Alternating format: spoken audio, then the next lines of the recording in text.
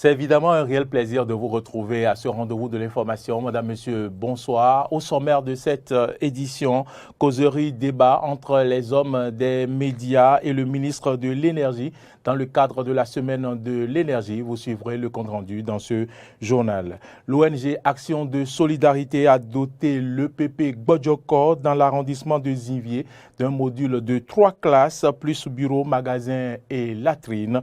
Le compte-rendu est à suivre dans cette édition. En République démocratique du Congo, la subvention du secteur des hydrocarbures pourrait dépasser les 500 millions de dollars si la crise mondiale aggravée par le conflit russo-ukrainien perdure. Voilà pour le sommaire. Le développement, c'est maintenant.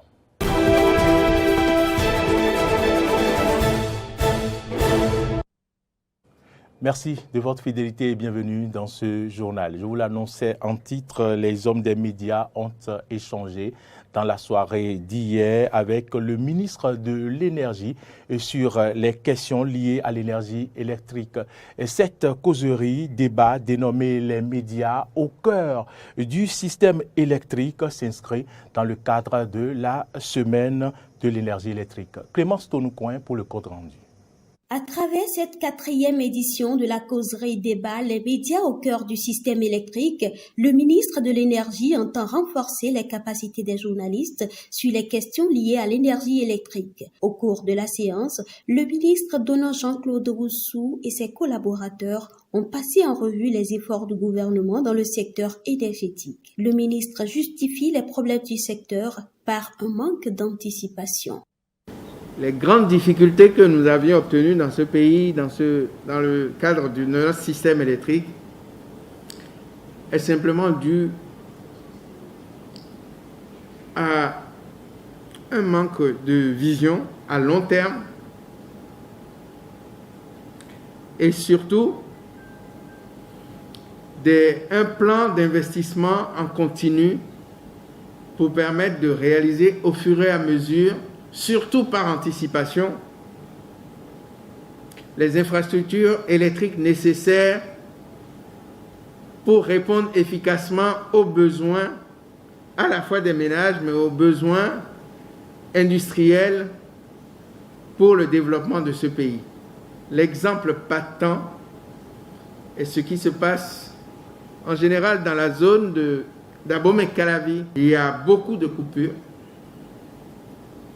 Tout simplement parce que la population a cru énormément alors que les infrastructures n'ont pas suivi. En fait, on a vu le mur quand on est arrivé au pied du mur. Donnant Jean-Claude Roussou a fait remarquer que grâce aux efforts du gouvernement, le niveau d'investissement dans le secteur ces 5 dernières années est supérieur à la somme des investissements sur l'ensemble des 3 précédents quinquennats. Ces investissements vont non seulement permettre de rattraper ce qui n'a pas été fait dans le passé, mais aussi d'anticiper sur le futur. Il n'y a nulle part au monde, je dis bien nulle part au monde, sur cette terre, où il y a 0 coupure dans un système électrique. Parce qu'un système électrique, c'est la production, c'est le transport, c'est la distribution. Et s'il y a un défaut sur un de ces pans, comme disait quelqu'un hier, vous avez fait venir vos bagages qui sont arrivés au port. S'il n'y a pas de camion pour transporter ces bagages chez vous, vous n'aurez jamais ces bagages. Pourtant, les bagages sont là. C'est exactement la même chose. C'est un domaine où on a besoin constamment, je dis bien constamment, d'investissements importants. Et ne pas le faire compromet l'avenir. Et les niveaux historiques d'investissement que nous réalisons aujourd'hui, que le gouvernement du Bénin réalise, c'est d'une part pour rattraper ce qui n'a pas été fait pendant des années, et d'autre part pour travailler par anticipation sur les besoins futurs. La présidente de l'Union des professionnels des médias du Bénin a souhaité que l'initiative soit étendue aux professionnels des médias qui se trouvent à l'intérieur du pays. Inauguration aujourd'hui d'un module de 3 classes plus latrine, magasin et bureau. C'est l'œuvre de l'ONG Action de Solidarité à l'EPP Gbodjoko dans l'arrondissement de Zinvié. La remise officielle s'est faite en présence des autorités politico-administratives. Compte rendu, Frédéric Espoir Oumambou. C'est à travers ce geste symbolique que l'école primaire publique de Gbodjoko devient propriétaire officielle de ce module de 3 classes magasin, direction et latrine. Un acte de générosité de l'ONG Action de Solidarité avec la collaboration de ses partenaires. L'ONG Action de Solidarité a décidé de construire un module de 3 salles de classe, bureau, magasin, 8 cabines de latrine à Gbodjoko ici, pour remédier d'une part à la pénurie de salles de classe au Bénin et d'autre part aider les enfants de Gbodjoko à se rendre à l'école pour se former et devenir des cadres pour la nation béninoise et le monde entier. Pour la représentante des écoliers bénéficiaires du joyau, le mot merci est trop petit pour signifier l'honneur qui leur est fait. Depuis la création de cette école jusqu'à ce jour, nous sommes exposés à divers intempéries. À présent, plusieurs générations pourront étudier dans des conditions améliorées. Madame la directrice de l'ONG Action de Solidarité, nous vous disons merci pour les efforts que vous faites tous les jours pour soulager les écoliers et élèves béninoises en général et ceux de l'école primaire publique de Gbodjoko en particulier. Prenant l'engagement de l'entretien de cette infrastructure, la directrice de l'école pense déjà aux prochains défis. Nous prenons l'engagement de bien entretenir ces joyaux afin d'en bénéficier davantage. Chères autorités politiques, notre prochain défi est l'équipement de cette salle de classe en mobilier scolaire et l'achèvement de la clôture de notre école pour la sécurité de nos écoliers. Content de cet apport de l'ONG, le chef d'arrondissement de Zinvié dira tout le bien qu'il pense du maire qui a facilité une pareille transformation dans son arrondissement. Et je voudrais ici prendre l'engagement au nom du maire que votre compte sera crédité également pour le joyau que nous allons inaugurer tout à l'heure ici. Parce que nous avons désormais un maire qui est à l'écoute de sa population.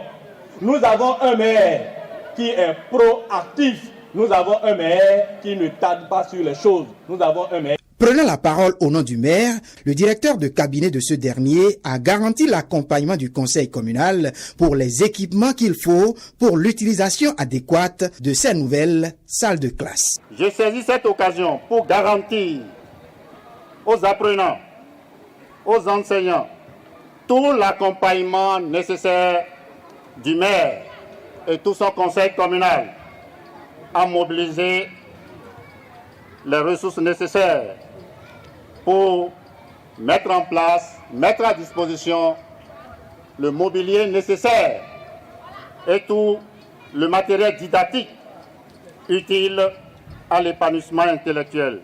A rappeler que l'ONG Action de Solidarité collabore également avec l'école primaire publique de Gbodjoko dans la fabrication du compost et de la poudre de moringa. Parlons à présent du Conseil des ministres qui s'est réuni hier en présence du chef de l'État. Plusieurs décisions ont été prises, dont entre autres la mise en place du comité d'orientation pour le développement de l'élevage. On suit le compte-rendu avec Wilfried Rungbeji, secrétaire général adjoint et porte-parole du gouvernement. Au chapitre des mesures normatives, mise en place du comité d'orientation pour le développement de l'élevage.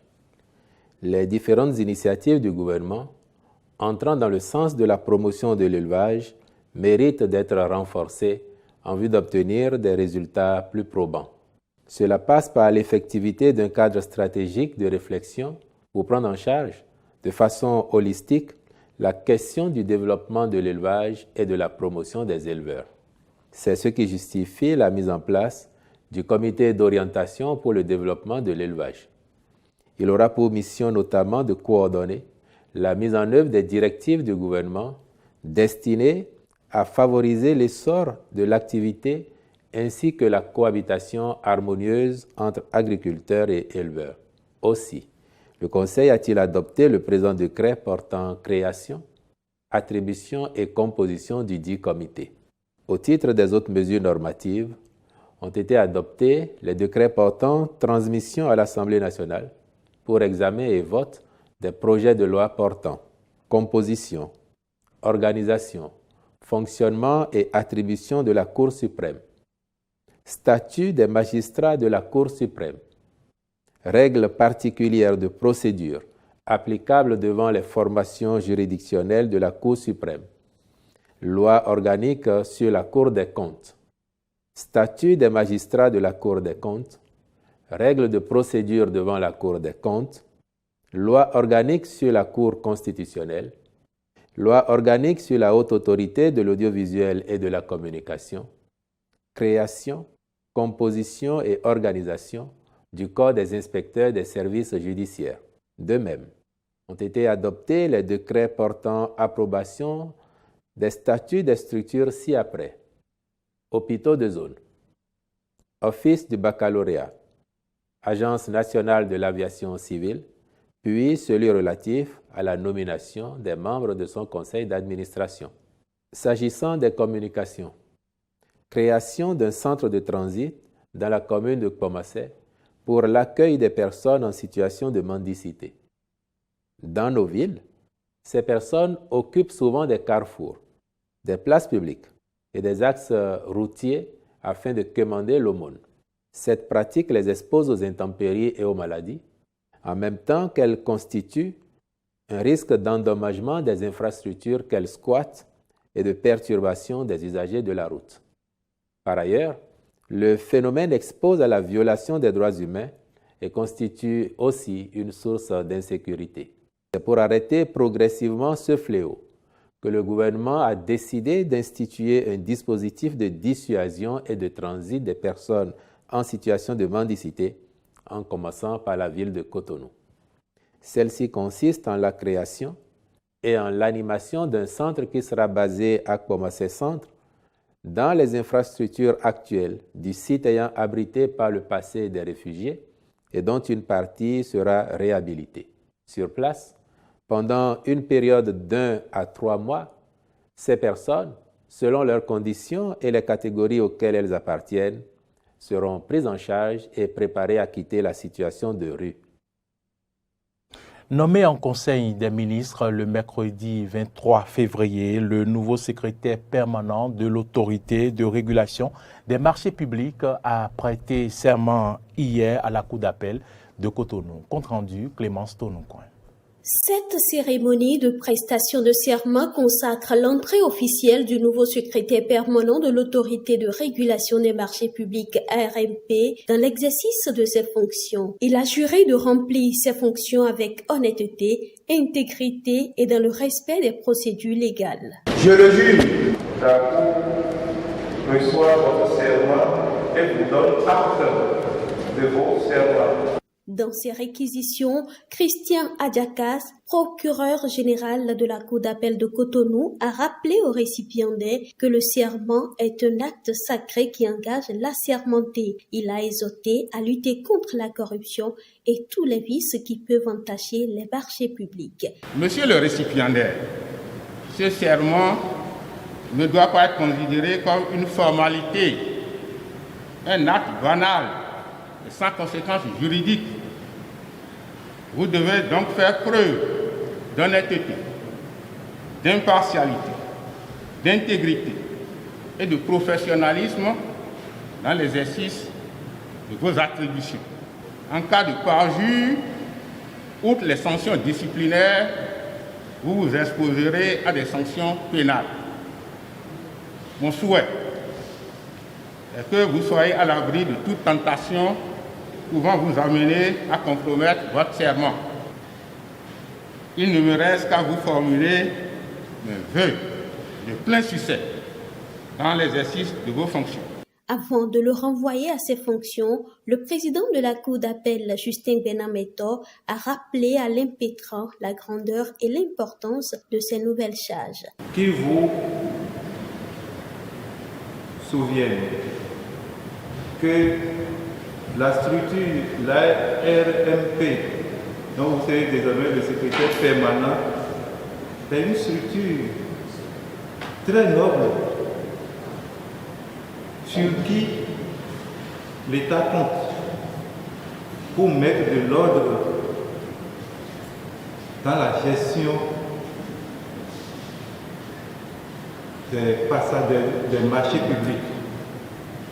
Donc c'est une structure que vous avez le devoir de par votre comportement, vos actes, de faire respecter. Le nouveau locataire du secrétariat permanent de l'ARMP semble être bien conscient de ses responsabilités. Il dit d'ailleurs n'avoir pas peur. Nous n'avons pas peur parce que nous savons que nous avons le soutien du président, de tous les conseillers, de tous les cadres de l'ARMP et qu'avec votre participation, nous allons porter très haut le flambeau de la bonne gouvernance dans le domaine de la commande publique tel que souhaité par les partenaires techniques et financiers, tel que souhaité par les acteurs à tous les niveaux, ce qui sera nécessairement bien parce que plus le système des marchés publics se porte bien, plus on dira que le Bénin est dans une voie de la bonne gouvernance. Et donc nous sommes au cœur de ce dispositif et nous pensons qu'avec l'aide de Dieu, nous allons satisfaire et combler les attentes du gouvernement qui nous confie une mission aussi sensible. Le secrétaire permanent de l'autorité de régulation des marchés publics est nommé par décret en Conseil des ministres pour un mandat de 3 ans renouvelable une fois.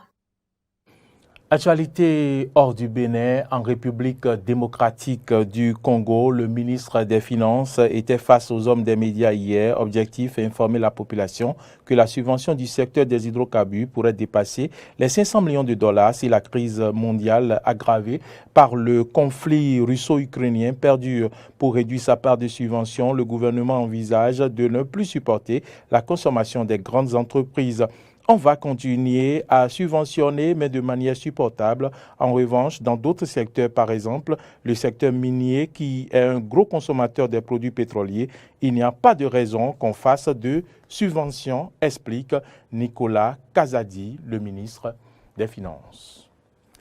Madame, Monsieur, c'est ici que se referme ce journal. Merci à toutes et à tous de l'avoir suivi. L'information se poursuit sur nos différentes plateformes YouTube, Twitter, Facebook et sur notre site internet www.benin-eden.tv. C'est un plaisir de vous avoir présenté cette édition.